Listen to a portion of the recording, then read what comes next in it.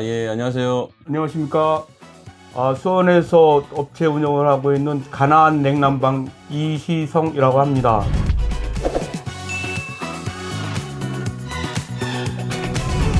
오늘은 상가주택 하는 데 있어가지고 되게 중요한 부분이죠. 이제 완료 다 끝나고 이제 공사가 외적으로 보이는 부분도 있겠지만 내적으로 좀 쾌적한 환경을 만들기 위해서 가장 중요한 부분인 에어컨에 대해서 한번 알아보는 시간을 갖도록 하겠습니다. 일단 저희들 에어컨 설치하는 데 있어서 건축주 입장에서 좀 많이 궁금한 사항들이 많이 있을 것 같은데, 그 평수 대비를 굉장히 중요하게 생각해야 됩니다. 제가 이제 많은 상담을 해보는데 일반 건축주분들은 우리가 10평이면 10평 에어컨을 설치해야 된다고 알고 있습니다. 10평이라면 최소 130에서 150%, 또 뭐 상가 같은 경우 한 200% 이상 넘게 평수 대비 그렇게 산정하는 것이 가장 좋은 이상적인 선택 방법이고요. 가정용이 이제 나오는 것이 최고 큰 평수가 이제 18평, 대부분 거실이 한 12평 정도 되니까 18평이면 충분할 것 같습니다. 그리고 모자랄 경우에는 주방 쪽에 다시 이렇게 조금 더 평수를 늘려서 한 6평이나 이렇게 같이 하면 훨씬 더 효율적인 에너지를 쓸 수가 있을 겁니다.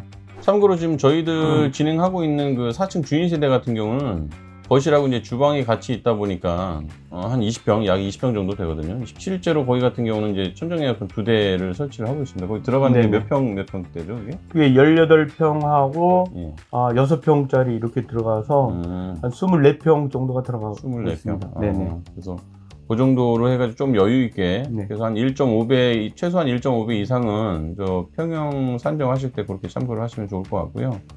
가정용뿐만 아니고 이제 일반 상가에서도 마찬가지죠? 네네. 이제 상가에는 업종에 따라서 많이 차이가 있는데 사무실 같은 경우는 한 150% 정도 산정을 해야 되고, 네네. 식당 같은 경우는 뭐 한 300%까지 산정을 하는데 그건 이제 업종마다 다 틀립니다. 왜냐하면 스토브 같은 거 그런 걸 쓰면은 약간 좀 평수를 낮춰도 되는데 거기서 숯불을 떼면은 300%까지도 모자라는 경우가 흔히 있어서 추가로 뭐 선풍기를 쓴다든가 이런 어떤 조치를 하고 있습니다.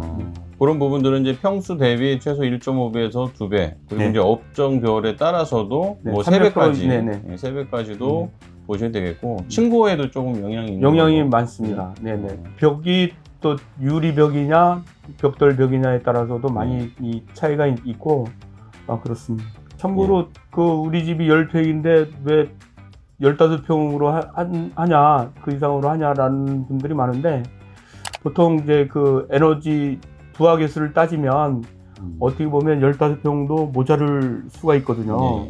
그래서 이 부하계수를 반드시 따져봐야 됩니다. 지금 사장님께서는 LG 주로 이제 뭐 LG를 하고 있는데 제가 삼성도 해보고 LG, 삼성, 뭐 캐리어도 해보는데 그래도 소비자한테 제가 가장 권할 수 있는 제품이 LG. 뭐 제가 LG 이렇게 소개한다고 해서 저한테 뭐 LG에서 상을 주거나 뭐 이런 건 전혀 없습니다. 제가 한 20여 년간 설치해 본 결과 그래도 소비자 입장에서 볼 때는 LG가 조금 더 낫고, 거기는 또 감리 제도라는 게 있어서 우리가 잘못하면 반드시 수정 조치를 취하는 그런 어떤 하나의 더 검사받는 기관이 있어서 우리가 허투루 이렇게 설치할 수가 없습니다. 네, 맞습니다. 저희들도 이제 에어컨 설치를 하고 뭐 상가나 이제 주택 같은 데도 LG를 많이 선택을 해서 이제 설치하고 있는데, 아무래도 이제 안전 쪽에 관련된 거, 그다음에 앞으로 유지 관리하는 부분에 대해서는 이제 본사 차원에서도 나와가지고 직접 이제 검사를 하고 이런 과정들이 들어가 있기 때문에 조금 더 이제 신뢰를 줄 수 있죠, 건축주 입장에서는. 그래서 그런 부분들은 좀 참조하시면 될 것 같고요. 그리고 이제 궁금한 게, 요즘에 대부분 다 이제 요즘 나오는 냉방기, 냉난방이 다 인버터 방식이라고.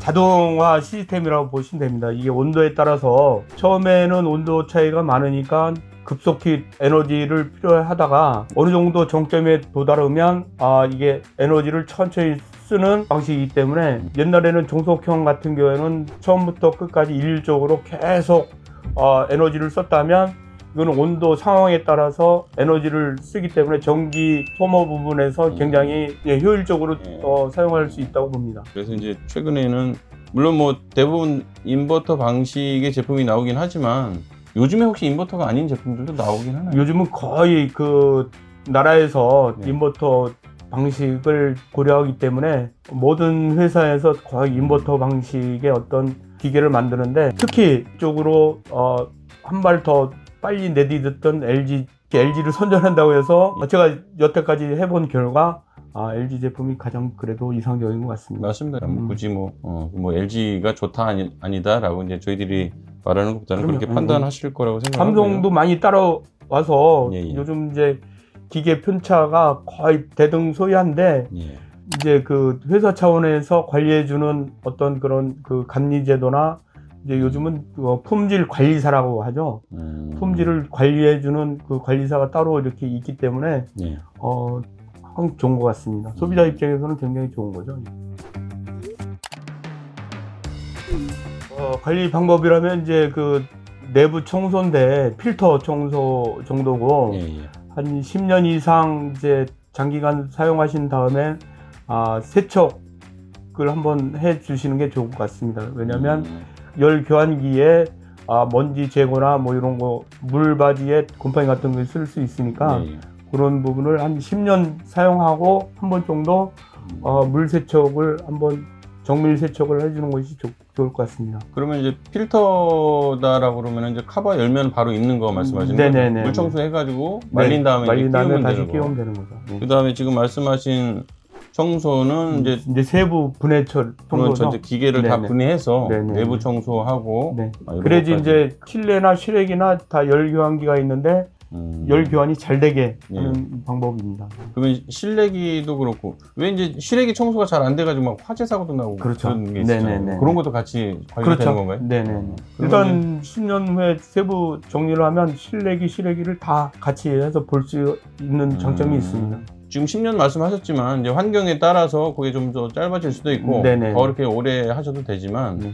실내기든 실외기든 이제 필터 청소를 해서 좀 효율이 좀 안 나는 것 같다라고 생각되시면 AS 어느 쪽으로 연락을 드리면 되는 거예요? 그러면? 뭐 그 회사 차원에서도 AS 그 세척 문의가 가능하고 예. 설치한 업체인데 네. 또 이렇게 문의가 가능할 수 있습니다. 네. 그래서 이제 전반적으로 어쨌든 효율이 좀 떨어진 것 같다라고 느끼시면은 제품 AS 업체를 통해서 관리를 받고 싶다 말씀하시면은 그런 부분도 이제 해결이 될 것 같습니다.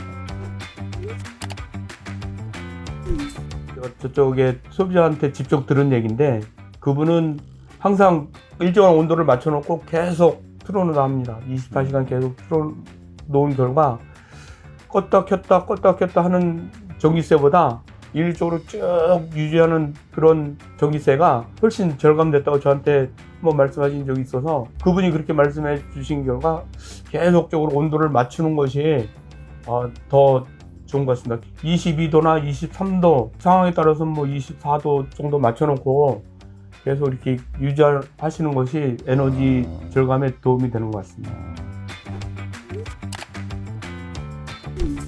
일단은 천장형은 자리를 차지하지 않는 장점이 있고 스탠드는 어차피 한 구석이랄지 뭐 자리를 차지해서 공간 효율성에도 조금 영향이 있는 것 같고 예.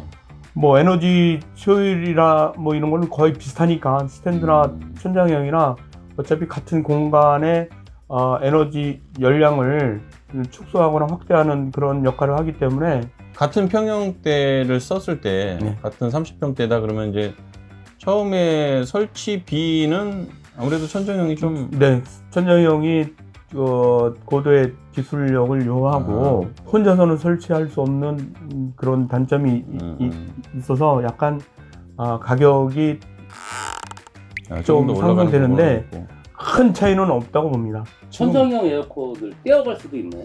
나의 의사에 따라서 철거하는데 이제 반드시 그 쓰러진 천장을 그냥 놓고 할 수 없으니 그거를 처리를 해줘야 원상복구? 되겠죠. 원상복구가 돼야 되겠죠. 이제 네네. 이전 설치는 뭐 둘 다 네네 가능하시죠? 가능합니다. 네네.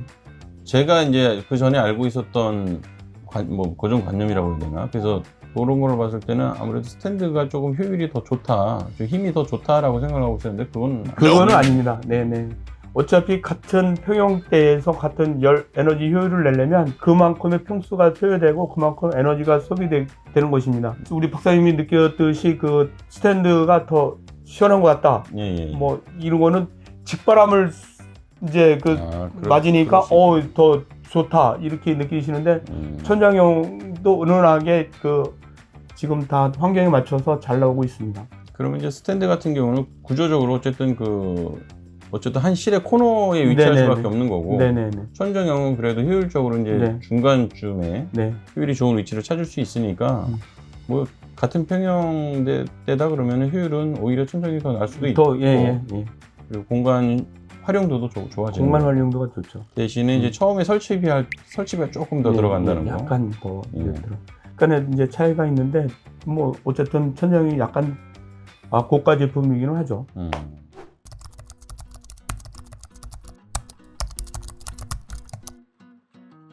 오늘은 에어컨 냉난방, 특히 이제 상가주택 같은 경우는 이제 에어컨에 대해서 이제 간단하게 알아보는 시간을 가졌고요.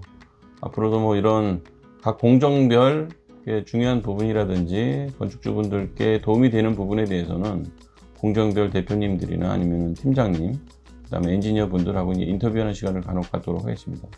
그리고 혹시 앞으로 이제 궁금한 사항이라든지 문의하실 점이 있으면 댓글이나 아래 연락처로 연락 주시면 성심성의껏 답변 드리도록 하겠습니다. 예.